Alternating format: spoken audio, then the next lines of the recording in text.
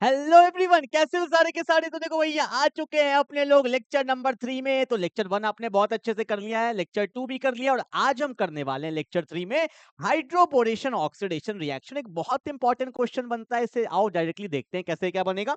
उससे पहले मैं आपको छोटा सा रिकैप कराता हूँ। आपको पता भी हम लोग क्या पढ़ रहे हैं, प्रिपरेशन ऑफ अल्कोहल पढ़ रहे हैं। प्रीवियस क्लास में मैंने आपको क्या पढ़ा दिया था, हाइड्रेशन ऑफ एल्कीन पढ़ा दिया था।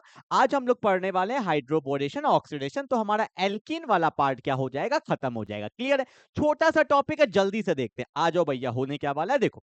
यहाँ पे बेसिकली हम लोग लेते हैं एल्कीन ले लिया और यहाँ पे लिया जाता है BH3 जिसको हम लोग बोरेन बोलते हैं। साथ में होता है THF जिसको बोलते हैं टेट्राहाइड्रोफ्यूरान। साथ में लेते हैं H2O2 जिसको बोलते हैं हाइड्रोजन पेरोक्साइड और साथ में लेते हैं OH माइनस। इतने सारे रिएजेंट यहाँ पे लिया जाता है, ठीक है ना। और हो सकता है बुक में आपको B2S6 देखने को मिल जाए, इसको डाइबोरेन बोलते हैं। बेसिकली ये उतना स्टेबल नहीं होता है, तो डाइमराइज फॉर्म में पाया जाता है। तो चाहिए लिखे कोई दिक्कत नहीं है, काम वही होने वाला है। क्लियर है ना। तो आओ, आपको पता है जब मैं कोई भी रिएक्शन पढ़ाता हूँ तो पहले आपको बताता हूँ शॉर्टकट। शॉर्टकट से क्या होता है कि हमारा क्वेश्चन का आंसर आ जाता है, तो हमारा काम वहीं खत्म हो जाता है। पर उसके बाद हम क्या देखते हैं, मैकेनिज्म कि एक्चुअल में रिएक्शन हुआ कैसे। क्लियर है। तो आओ पहले आपको बताता हूँ शॉर्टकट। देखो होने क्या वाला है, हाइड्रोपोरेशन ऑक्सीडेशन में कुछ मत करना। आपके दिमाग में ये होना चाहिए कि यहाँ पे वाटर का एडिशन होने वाला है। किसका एडिशन होने वाला है, वाटर का एडिशन होने वाला है। ठीक है, किस हिसाब से होने वाला है, तो आपके दिमाग में आ जाना चाहिए कि यहाँ पे एडिशन होगा एंटी एम के रूल के हिसाब से। किसके हिसाब से, एंटी एम के रूल। पर आप बोलोगे सर हमें तो एम के रूल ही नहीं पता, तो ये एंटी एम के रूल क्या है, तो आपको पता है, मैं आपको बताता हूँ। आपको पता है कि जब जब डबल बॉन्ड टूटता है तो बीच में आता है प्लस, साइड में आता है माइनस। पता है ना, अभी हमने किया था ना सेकंड लेक्चर में। और बीच में क्या लगता है, OH, तो साइड में क्या लगता है, H। तो जब जब कोई ग्रुप बीच में लगता है तो उसको बोलते हैं एम के रूल। पर एम के का उल्टा क्या हो गया, एंटी एम के। मतलब अब ग्रुप बीच में नहीं लगेगा, कहां लगेगा, साइड में। कहां लगेगा, साइड में। मैं आपको दिखाता हूं, देखो ना। यहाँ पे क्या हुआ, CH3 है ना, CH है ना, डबल बॉन्ड टूट के क्या बन गया, सिंगल बॉन्ड टूट गया ना। वाटर के अंदर दो चीज छुपा होता है, इतना तो आपको पता है। एक क्या होता है, OH माइनस, और एक क्या होता है, H प्लस। ये सब बेसिक है, अपने को पता ही होता है। तो होने क्या वाला होता है कि बीच में लगता है OH, साइड में क्या लगता है, H। पर ये बोलेगा नहीं एंटी, इसका उल्टा करो। तो यहाँ पे क्या देखने को मिलेगा, यहाँ पे साइड में लगता है OH और बीच में लगता है H। And that's my final answer. इसको हम ऐसे भी लिख सकते हैं, CH3 CH2 CH2OH। तो ये बिहेव किसके तरह करता है, एंटी एम के रूल की तरह करता है। और आपको एक बात बताता हूं कि ये करना इतना आसान नहीं था, इसीलिए इस रिएक्शन के लिए साइंटिस्ट को नोबेल प्राइज भी मिला हुआ है। एनसीईआरटी बुक खोल के देखना, साइड में दिया हुआ है, ठीक है ना। तो बहुत इंपॉर्टेंट रिएक्शन है, साइड में OH लाना इट्स वेरी डिफिकल्ट। तो कन्वर्जन में हो गया, बहुत काम आएगा आपको, ये बात क्लियर है ना। जैसे क्वेश्चन मैं आपको और करके दिखाता हूं। जैसे ये देखो, बेंजीन है, बेंजीन है। यहाँ पे कौन ले लिया मैंने, CH डबल बॉन्ड CH2। इस कंपाउंड का नाम बताना तो क्या होगा, इसको हम लोग क्या बोलते हैं, स्टाइरीन बोलते हैं। बहुत फेमस कंपाउंड है भाई, ठीक है।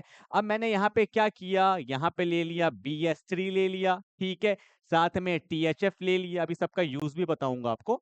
साथ में ले लिया H2O2 और साथ में ले लिया OH माइनस। बताओ तो आंसर क्या होगा, पहले खुद से ट्राई करो क्या होगा। देखो, जब तक क्वेश्चन खुद से ट्राई नहीं करोगे तो भूलते रहोगे, ठीक है। क्या होगा जल्दी बताना। तो यहाँ पे अपना बेंजीन रहेगा, ठीक है। यहाँ पे कौन है, CH डबल बॉन्ड टूट गया, ठीक है। यहाँ पे कौन, CH2, ठीक है ना। लगना चाहिए था बीच में, बोलो क्या लगना चाहिए था बीच में, पर लगेगा नहीं। कहाँ लगेगा, साइड में लगेगा OH और बीच में क्या लगेगा, H। आप चाहो तो इसको ऐसे भी दिखा सकते हो, पर एग्जाम में ना ऐसे दिखाइएगा जो मैं अब दिख रहा हूँ, CH2 CH2OH, ठीक है। तो ये सही तरीका होता है, आ रहा है ना। हाँ जी भाई, क्लियर है क्या। तो ये मेरा कौन सा रिएक्शन हो गया, हाइड्रोबोरेशन ऑक्सीडेशन रिएक्शन। नाम में भी लिखा हुआ है हाइड्रो, मतलब समझ लो हाइड्रोजन से आया। और बी फॉर बोरेन, तो यहाँ पे है ना बोरेन और हाइड्रोजन, तो ये क्या बन जाता है, बोरेन बन जाता है, BH3, ठीक है। तो हल्का फुल्का रिलेट कर सकते हो, एग्जाम में सडनली आए तो आप याद रखोगे, ठीक है ना। चलो भाई, हो गया।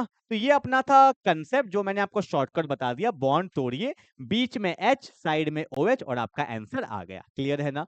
पर अब हम करने वाले हैं मैकेनिज्म। मैकेनिज्म इतना इंपॉर्टेंट नहीं है, एग्जाम में जनरली नहीं पूछा जाता है, ठीक है ना। पर एनसीईआरटी में थोड़ा सा मैकेनिज्म दिया हुआ है, तो इसलिए मैं आपको मैकेनिज्म बता रहा हूं कि एक्चुअल में ये हुआ कैसे, THF का काम क्या है। आओ मैं आपको हर कुछ बताता हूं। देखो, ठीक है, पर एग्जाम में नहीं पूछा जाता है, पर हाँ कंसेप्ट में क्लियरिटी होना चाहिए। अगर पूछ लिया तो क्या करोगे भाई, ठीक है ना। देखो यहाँ पे हम लोग क्या करते हैं, ऑब्वियस सी बात है एल्कीन लेते हैं, और यहाँ पे आपने क्या देखने को मिला, पहले आपने देखा कि BS3 है, बोरेन है, और साथ में लेते हैं THF, इसको बोलते हैं टेट्राहाइड्रोफ्यूरान। मैं इसका स्ट्रक्चर दिखाता हूँ, ये कुछ ऐसा दिखता है, टेट्राहाइड्रोफ्यूरान, यहाँ पे लोन पेयर होता है, ठीक है।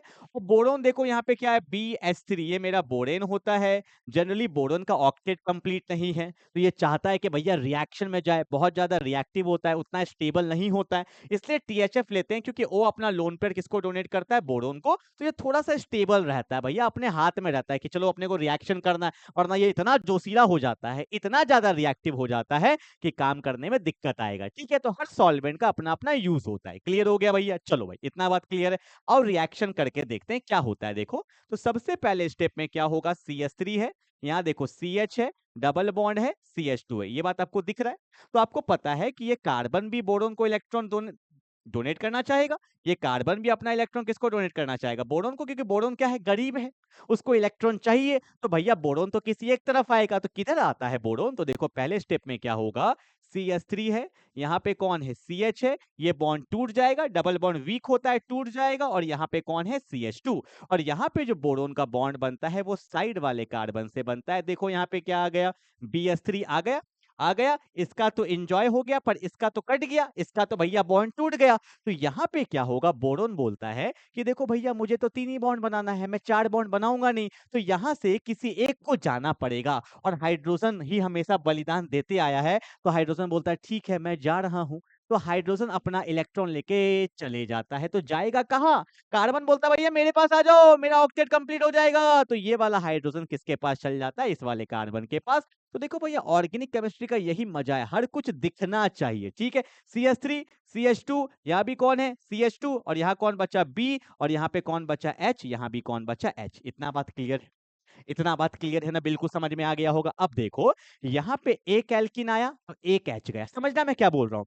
बोरोन पे 3 H था, एक एल्किन आया तो एक H गया, ऐसे ऐसे 2 एल्किन और आता है तो 2 H और जाएगा, मतलब यहाँ पे एल्किन का 3 मोल यूज होता है। मैं आपको दिखाता हूँ, समझना। देखो हुआ क्या, मैंने 2 मोल एल्किन का और लिया, CH3 है, CH है, डबल बॉन्ड है, CH2 है। तो अब होगा क्या, सुनना फिर से, यहाँ डाउट आता है बता रहा हूँ। देखो अब क्या होगा, ये कार्बन के साथ वापस से इस बोरोन का बॉन्ड बनेगा, बोलो हाँ या ना, ठीक है। और ये वाला H अब यहाँ से क्या होगा, निकलेगा। अब ये H किसके पास चला जाएगा, इसके पास चला जाएगा। सिमिलरली एक और एल्कीन आएगा, फिर वो बॉन्ड बनाएगा, तो ये वाला H किसके पास चल जाएगा, इसके पास चल जाएगा। तो देखने में कैसा लगेगा मैं दिखाता हूँ। देखो ये बोरोन है, अभी समझ में नहीं आएगा। देखो ये बोरोन है, पहले तो लगा हुआ था कौन, CH2, फिर कौन, CH2, फिर कौन, CH3 है। अब जैसे ही एक और H गया होगा तो ये वाला ग्रुप लगा होगा, कैसे लगा होगा बोलो, CH2, यहाँ भी कौन, CH2, यहाँ भी कौन, CH3। फिर एक H गया होगा तो क्या लगा होगा, CH2, यहाँ भी कौन, CH2, यहाँ भी कौन, CH3। बोलो हाँ या ना, फील करना। ये इसके साथ बॉन्ड बना रहा है तो यहाँ पे कौन है, CH2, ये H चला गया इसके पास तो CH2, CH2, CH3। फिर एक एल्किन आया, ये बॉन्ड बनाएगा बोरोन के साथ तो ये H चल जाएगा यहाँ पे। मतलब एक बोरेन ने कितना एल्काइल ग्रुप लगा लिया अपने पास, 1, 2, और ये लगा लिया 3 एल्काइल ग्रुप, ये दिख रहा है। तो एल्किन का ये पूछा जा सकता है कि एल्किन का कितना मोल यूज होता है, तो 3 मोल यूज होता है, ठीक है। अब फाइनली आप चाहो तो इसको ऐसे भी दिखा सकते हो, अगर आप एक एक चीज देख रहे हो तो ऐसे भी दिखा सकते हो, कैसे, CH2 है, CH2 है, यहाँ पे कौन है, CH3 है, इसका टोटल कितना मोल है, कितना मोल है बोलो, 3 मोल है। वैसे मुझे उल्टा करके दिखाना चाहिए था, इसको मैं थोड़ा सा उल्टा करके दिखा देता हूँ, क्योंकि बॉन्ड जहां से बनता है ना वहीं से हम लोग दिखाते हैं, like this, CH3, CH2, CH2, ठीक है। ऐसा ऐसा कितना मोल है, 3 मोल है, और यहाँ पे कौन है, बोरोन है, ठीक है। तो बोरोन ने 3 एल्काइल ग्रुप से जुड़ गया, ठीक है। अब फाइनल स्टेप में कुछ नहीं करते हैं, यहाँ पे हम लोग पास कर देते हैं H2O2 और OH माइनस से। आपको पता होगा H2O2 जो होता है हाइड्रोजन पेरोक्साइड, ये ऑक्सीडाइजिंग एजेंट की तरह काम करता है, मतलब सामने वाले का ऑक्सीडेशन। तो यहाँ से क्या होने वाला है कि ये वाला बॉन्ड टूट जाता है, और यहाँ पे कौन सा ग्रुप आ जाएगा, देखो यहाँ पे कौन है, CH3, यहाँ कौन है, CH2, यहाँ कौन है CH2 और जहां से बॉन्ड टूटता है वहीं पे कौन सा ग्रुप आ जाता है OH। आप ये भी देख सकते हो, ये OH ग्रुप यहाँ पे आ जाता है and that's my final answer. तो ये एक छोटा सा मैकेनिज्म अपने को पता होना चाहिए कि अगर एग्जाम में आ भी गया तो ये कम से कम करके दिखा दे, ठीक है, क्योंकि एनसीईआरटी ने यही सेम आपको दिखा रखा है। क्लियर है? तो यहाँ से आपको फील आ गया, एल्कीन का 3 मोल यूज हुआ, उसके बाद H2O2 से पास करते हैं तो ये वाला बॉन्ड टूट जाता है, तो यहाँ पे क्या आ जाएगा OH। हाँ, ऐसा ऐसा 3 बनेगा क्योंकि 3 एल्काइल ग्रुप था तो 3 मोल ऑफ अल्कोहल बन जाता है। क्लियर है? तो ये था मेरा हाइड्रोबोरेशन ऑक्सीडेशन। शॉर्टकट भी मैंने आपको बता दिया है, कैसे मैकेनिज्म होता है ये भी आपको बता दिया है। क्लियर है? अब सुनो ध्यान से, जो मेरा अगला लेक्चर आ रहा है इसको भूल से भी मत छोड़ देना, इट्स वेरी वेरी इंपॉर्टेंट। जो हम करने वाले हैं ग्रिगनार्ड रिएजेंट, बहुत ज्यादा इंपॉर्टेंट, आप सोच भी नहीं सकते हो, it's an very very important lecture. Clear है क्या? तो मिलते हैं अगले क्लास में, तब तक के लिए बाय बाय।